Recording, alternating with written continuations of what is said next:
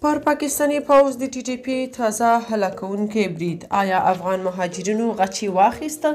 جزئیات همدلته وګورئ او چینل سبسکرایب کړئ.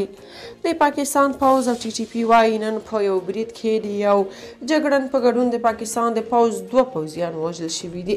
دا پیښه د بلوچستان ایالت په ژوب سیمه کې شوې چې له ډیورن کرښې نسبتا لرې ده، خو د پاکستان پوځ وایي چې د افغانستان په پوله کې شوې ده. پوځ په یو خبرپاڼه کې ویلي چې په وژل شوو پوځیانو کې یو جګړن دی او له طالبانو یې غوښتي چې خپله خاوره کې د ټي ټي پي پر ضد عملیات وکړي. په خبرپاڼه کې نور جزئیات نه دي ورکړل شوي. یاده دې وي چې وړمه ورځ ملا برادر د ګواښ په ډول وویل چې د افغان کډوالو ځورول به پاکستان ته ډیر تاوان وکړي.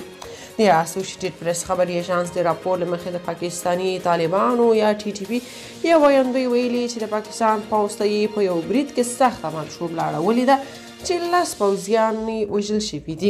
د ډلې په وروستیو کې په پاکستان کې پر پوځي او نورو اهدافو د بریدونو لړۍ تیزه کړې ده.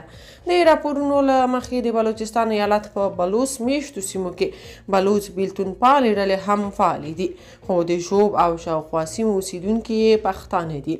یاده دې وي چې پاکستاني طالبانو حکومت ته خبرداری ورکړی و که کډوال د دوی سره کومه اړیکه نه لري، نو که چیرې د دوی له امله افغان کډوال ځورېږي نو د ټي ټي پي د سخت بریدونو سره به مخ شي.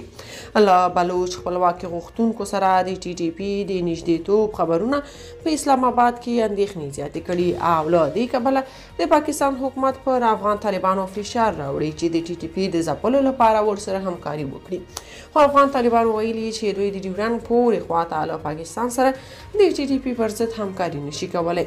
له همدې کبله پاکستان په خپله خاوره کې د افغان کډوالو ځورولو، نیولو او له خپلې خاورې ایستلو ته زور ورکړی. ګوندې د طالبانو حکومت دې ته حاضر کړي چې د پاکستان په خاوره کې د ټي ټي پي پر ضد په جګړه کې همکاري وکړي.